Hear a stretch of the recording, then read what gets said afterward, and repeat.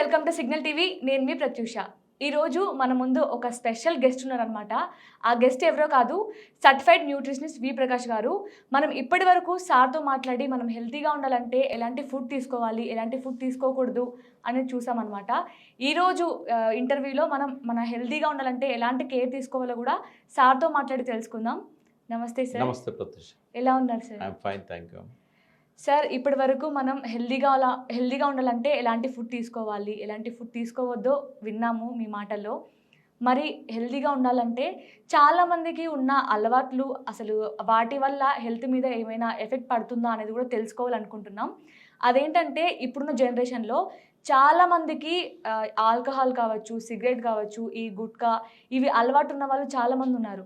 మళ్ళీ వాటి వల్ల వాళ్ళ హెల్త్ మీద ఏమైనా ఎఫెక్ట్ పడుతుందంటారా? చాలా ఎఫెక్ట్ పడుతుంది. ఏ విధంగా పడుతుంది? అందరి మీద పడుతుంది. ఎవరైతే తాగుతారో ఇవన్నీ, గుట్కా తినేవాళ్ళు కానీ, సిగరెట్ స్మోక్ చేసేవాళ్ళు కానీ, స్మోక్ చేసేవాళ్ళు కాదు, స్మోక్ చేసే వాళ్ళతో తిరిగే వాళ్ళ మీద కూడా చాలా ఎఫెక్ట్ పడుతుంది. అదేవిధంగా ఆల్కహాల్, అది నాటుసారా కావచ్చు, అది ఆల్కహాల్లో చీప్ లిక్కర్ కావచ్చు, లేదా మనకు లండన్ నుంచి వచ్చే స్కాట్లాండ్ అని అంటాం, స్కాచ్ విస్కీ కావచ్చు, ఒక్కొక్కటి 5 లక్షల రూపాయల బాటిల్స్ కూడా ఉంటాయి. ఏది తాగినా కూడా ఎఫెక్ట్ అనేది చాలా ఉంటుందమ్మా. కానీ కొంతమంది అనుకుంటూ ఉంటారు సార్, మేము తాగేది మంచి లిక్కర్, మేము బ్రాండెడ్ తాగుతాం, చీప్ లిక్కర్ తాగితేనే ప్రాబ్లమ్స్ వస్తాయని కొంతమంది వాళ్ళే ఊహించుకుంటూ ఉంటారు. అది ఎంతవరకు కరెక్ట్ అంటారు? అంటే కొద్దిగా సాఫ్ట్ ఉండొచ్చు, కొంత తాగడానికి ఇంట్రెస్ట్ అనిపించవచ్చు, కానీ అన్నిట్లో కూడా దాదాపు దానిలో కూడా స్కాచ్లో కూడా 42% ఆల్కహాల్ ఉంటుంది. అది బ్లెండెడ్, తర్వాత సింగిల్ మాల్ట్ ఇట్లా కూడా ఉంటాయి. సింగిల్ మాల్ట్లో కొంచెం తక్కువ ఎఫెక్ట్ ఉంటుంది, బ్లెండెడ్లో ఎక్కువ ఉంటుంది అనేది అలా కొంత వేరియేషన్ ఉన్నా కూడా ఆల్కహాల్ ఇది ఆల్కహాల్.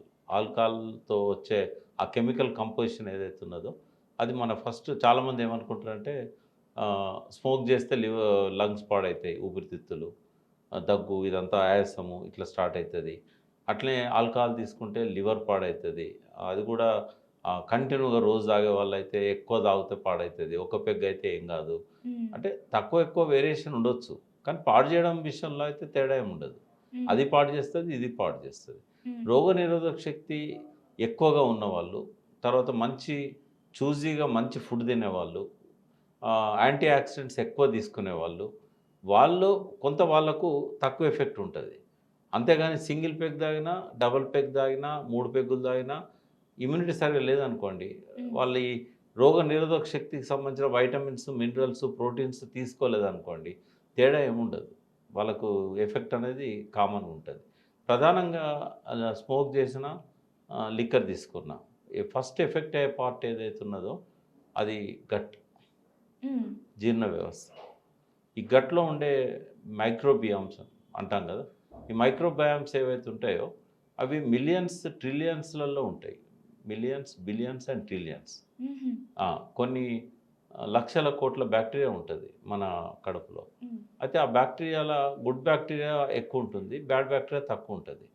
అయితే ఈ ఈక్విలిబ్రియాన్ని, ఈ సమతుల్యతను దెబ్బతీస్తుంది ఆల్కహాల్ కానీ, స్మోక్ కానీ డిస్రప్ట్ చేస్తుంది వాటి మధ్య. అవి ఒక పేర్స్లలో ఉంటాయి. అంటే ఒకదానికోటి బాధ్యతలు షేర్ చేసుకుంటూ ఉంటాయి బ్యాక్టీరియా. అయితే ఆ సమతుల్యత దెబ్బతిన్నదనుకోండి, అవి రకరకాల ప్రాబ్లమ్స్ వస్తాయి.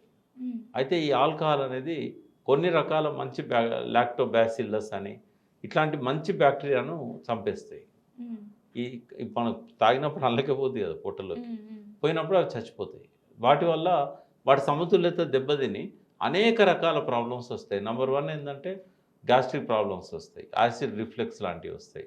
తర్వాత గట్టు పర్మియబిలిటీ పెరిగిపోతుంది. అంటే గట్టుకు రంధ్రాలు పడి ఆ గుడ్ బ్యాక్టీరియా అన్న నుంచి బయటకు వస్తుంది. బయటకు వచ్చినప్పుడు పేగుల బయట ఉన్న బ్యాక్టీరియా కూడా ఉంటుంది, గుడ్ బ్యాక్టీరియా. అదేదో దాని మీదకి అటాక్ చేయడానికి వస్తున్నదని చెప్పి 2 బ్యాక్టీరియాల మధ్య యుద్ధం జరుగుతుంది. 2 గుడ్ బ్యాక్టీరియాల మధ్యలో యుద్ధం జరిగినప్పుడు ఆటో ఇమ్యూన్ డిసీజెస్ స్టార్ట్ అవుతాయి.